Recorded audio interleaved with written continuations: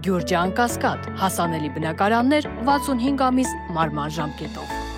Անհնար է միաժամանակ լինել ԵԱՏՄ-ում եւ ԵՄ-ում, բայց Հայաստանը պետք է որոշի, թե որտեղ է ավելի լավ, հայտարարել է Ռուսաստանի Դաշնության փոխարտգործնախարար Միխայիլ Գալուզինը։ Երևանում անցկացվող Արևելք-Արևմուտք դիմակայություն ֆորումի շրջանակում ՀԱՊԿ-ի շրջանակներում Հայաստանի հետ հարաբերությունների խնդրին է անդրադարձել նաեւ Ռուսաստանի արտգործնախարարության հատուկ հանձնարարությունների դեսպան Ռոդիոն Միրոշնիկը, նշելով, որ Մոսկվան մտադիր չէ միջամտել պետությունների, այդ թվում Հայաստանի ներքին գործերին։ Նա նաեւ ակնարկել է, որ Հայաստանը չի կարող համատեղել Եվրամիությունը եւ ԵԱՏՄ-ն, ՀԱՊԿ անդամակցությունը, որ միաժամանակ երկու աթոռին նստել չի ստացվի։ Ռուսաստանը միշտ ընդգծել է, որ մտադիր չէ միջամտել պետությունների, այդ թվում Հայաստանի ներքին գործերին, սակայն դժվար թե հնարավոր լինի համատեղել ՀԱՊԿ-ին, ԵԱՏՄ-ին անդամակցությունը Եվրամիության անդամակցության հետ։ Միաժամանակ երկու աթոռին նստել դժվար թե ստացվի։ Կառավարության այսօրվա նիստում վարչապետ Նիկոլ Փաշինյանը ի թիվս այլ հարցերի անդրադարձել է երկրում առկա կադրային խնդիրներին, փորձելով գտնել դրա պատճառահետևանքային կապը։ Եթե կարելի է վարորդ լինել չիմանալով մեքենա քշել, ինչի չի կարելի լինել կառավարիչ չիմանալով կառավարել։ Ինչի։ Եթե դա հանրության մեջ կոնսենսուս է, որ կարելի է տենց, ինչ տարբերություն, ինչ մեքենա ես վարում։ Եվ մենք պետք է խոստովանենք 7 տարվա մեջ վերակենում առավոտից իրիկու ասում եմ, այս կառավարությունը սխալ կադրային քաղաքականություն է վարում։ Հա, կառավարությունը սխալ կադրային քաղաքականություն է վարում, որովհետև երկրում կադրային ճգնաժամ է, մարդկային ռեսուրսի ճգնաժամ է, հարգելի գործընկերներ։ Իսկ գիտեք ինչի է ճգնաժամ։ Որովհետև մի երկրում, որտեղ բնակավայրերի 70 եւ ավել տոկոսում մանկապարտեզ չկա, երբ որ դպրոցների 70 եւ ավել տոկոսը կիսավերված է ֆիզիկական եւ բովանդակային առումով, չի կարող այդտեղ չլինել կադրային սով։ Ապրիլի 3-ին Հայաստանի անվտանգության խորհրդի քարտուղար Արմեն Գրիգորյանն ընդունել է Հարավային Կովկասի եւ Վրաստանի ճգնաժամի հարցերի Եվրամիության հատուկ ներկայացուցիչ Մագդալենա Գրոնոին։ Հանդիպմանը քննարկվել է Հարավային Կովկասի անվտանգային վիճակը, առկա մարտահրավերները։ Զրուցակիցները մտքեր են փոխանակել Հայաստանի եւ Ադրբեջանի հարաբերությունների կարգավորման գործընթացի շուրջ։ Արմեն Գրիգորյանը մեկ անգամ եւս վերահաստատել է Հայաստանի պատրաստակամությունը շուտապույտ կնքել խաղաղության համաձայնագիրը, որը տարածաշրջանը կուղղորդի դեպի հարատև խաղաղության։ Ռուսաստանն աջակցում է Հայաստանի Շանհայի համագործակցության կազմակերպության աշխատանքներին միանալու գաղափարին, լրագրողներին ասել է Սերգեյ Կոպիրկինը։ Շանհայի համագործակցության կազմակերպության հետ փոխգործակցության ձգտումը միանգամայն բնական է։ Երևանում գործակցության կազմակերպությանը նվիրված սեմինարի շրջանակներում հայտարարել է դիվանագետը։ Այդ գործակցության հիմքում ընկած են այն սկզբունքները, որոնցով առաջնորդվում է միջազգային այդ կառույցը։ Այդ սկզբունքները համապատասխանում են բազմաբևեռ աշխարհի իրողություններին։ Շանհայի համագործակցության կազմակերպության հետ աշխատանքը օգուտ կբերի բոլորին։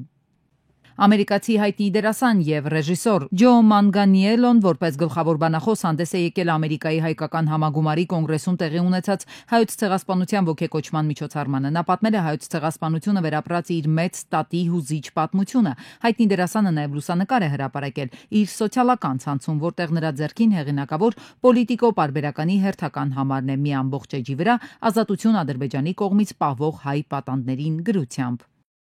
Գրեթե երթվել է, թե խաղաղության համաձայնագիրը ստորագրելու համար երկու պայմանից ավելի բան չեն պահանջում։ Շտայնմայերի ներկայությամբ, ով սոցցանցերում մեկ տեղադրեց Արցախի դրոշը, մեկ հեռացրեց, մեկ էլ ներողություն խնդրեց Բաքվից։ Էլի է կրկնում, թե փաստաթղթի 17 կետից 17-ն էլ համաձայնեցված են։ Ասում է, իրենց պայմանները երկուսն են ու նոր չեն։ Ասում է, երկար ժամանակ է այդ պայմաններն առաջ են տանում։ Բողոքում է, դրանք Հայաստանին հայտնի են, բայց լուրջ արձագանք դեռ չեն ստացել։ Նախ պետք է վերացնել ԵԱՀԿ Մինսկի խումբը։ Երկրորդ հարցը վերաբերում է Հայաստանի սահմանադրությանը։ Հայաստանի սահմանադրությունը հղում է պարունակում Հայաստանի անկախության հռչակագրին։ Այնտեղ դրույթ կա, որ Ադրբեջանի օրինական պատմական տարածքը միավորում է Հայաստանին, իսկ դա մեր նկատմամբ բացահայտ տարածքային պահանջ է։ Ուստի այս դրույթի դուրս բերումը Հայաստանի սահմանադրությունից մեր օրինական պահանջն է։ Երբ այս երկու պայմանները կատարվեն, խաղաղության պայմանագրի ստորագրման համար ոչ մի խոչընդոտ չի լինի։ Ինչպես ասում են, գնդակը Հայաստանի դաշտում է։ Եթե Հայաստանն իսկապես ցանկանում է խաղաղության պայմանագիր կնքել, ապա պետք է ընդունի Ադրբեջանի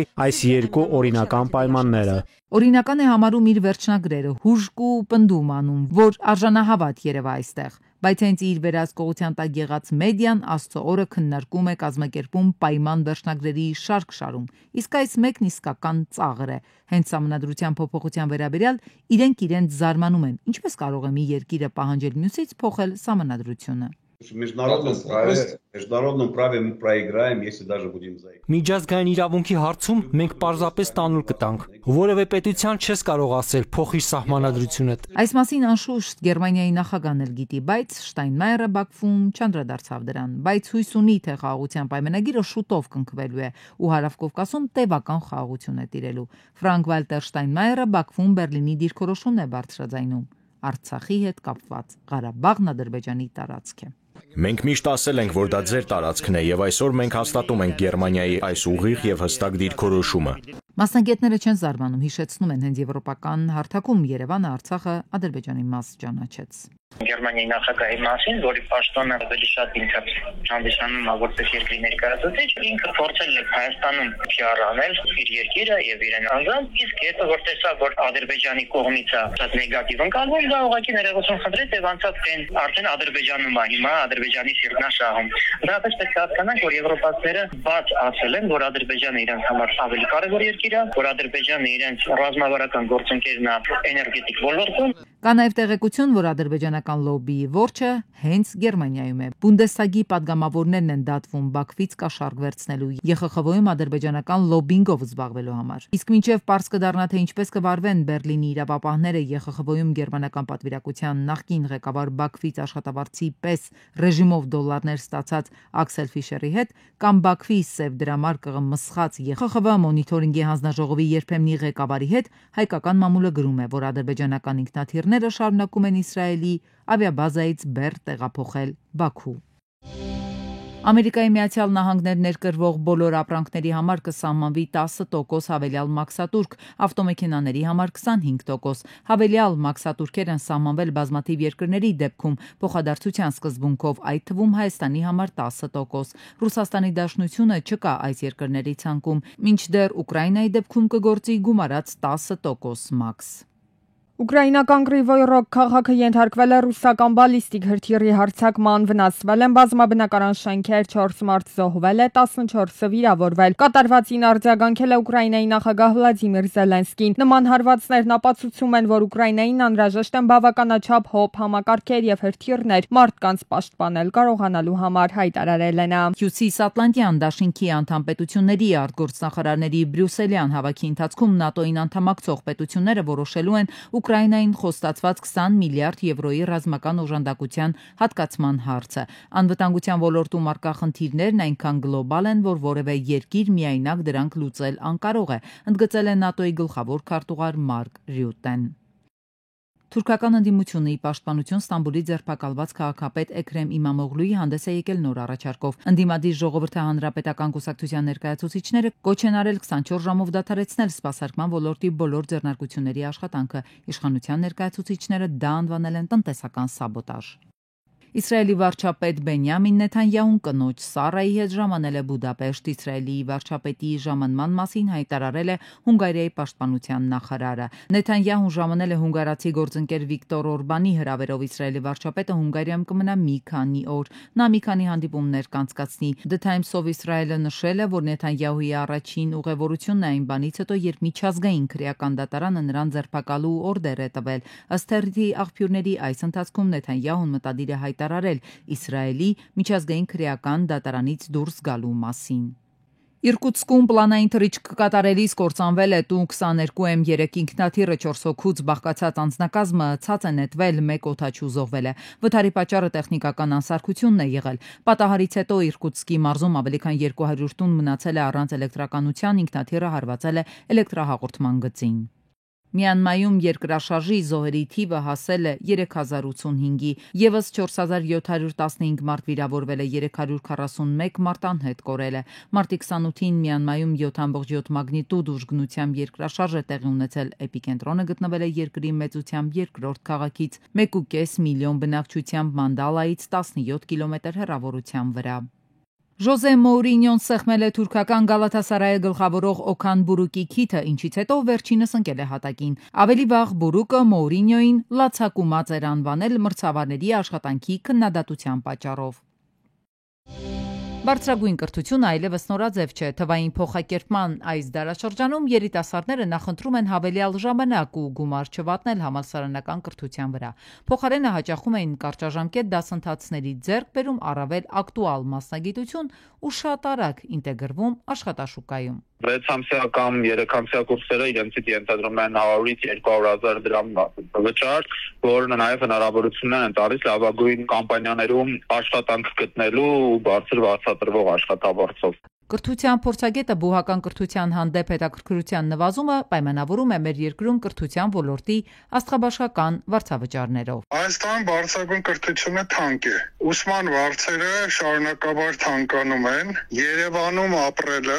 հավասարվել է արևելյան եվրոպական շատ երկրների մակարդակի եւ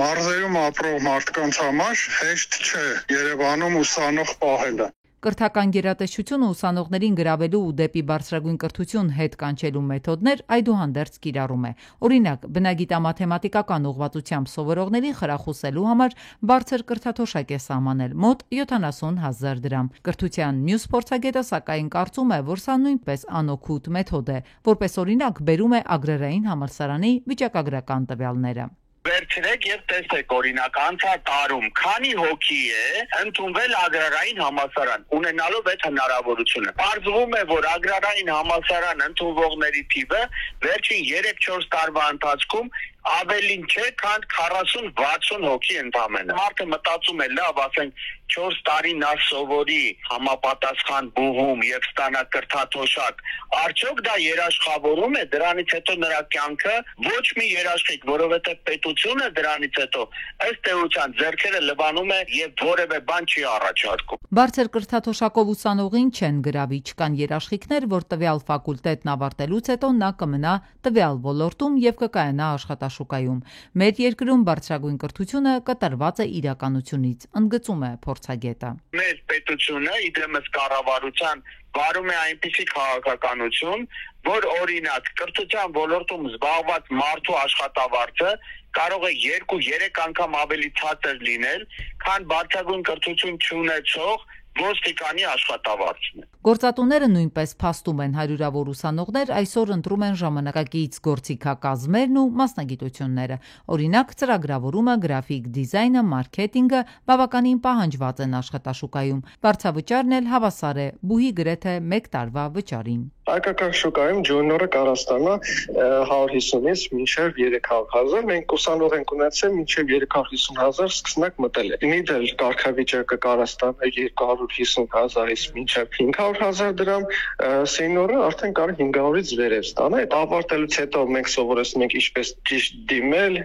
ինչ կարգավիճակով դիմել եւ նրանք շատ արագ ձևաչափով մտնում են աշխատանքի։ Կարճաժամկետ վերապատրաստման կուրսերն այսօր առավել մեծ երաշխիքներ են տալիս աշխատաշուկայում ինտեգրվելու, բարձր աշխատավարձ ստանալու ու բարեկեցիկ կյանք ունենալու համար։ Դրան գումարած ուսանողը նաև հնարավորություն ունի գործակցելու տարատեսակ առաջարկներ ստանալու միջազգային գործընկերներից եւ սեղմ ժամկետներում մասնագիտական աճ գրանցելու։ Եվ ուրեմն չունենք արդյոք կրթության ոլորտում արմատական փոփոխությունների կարիք։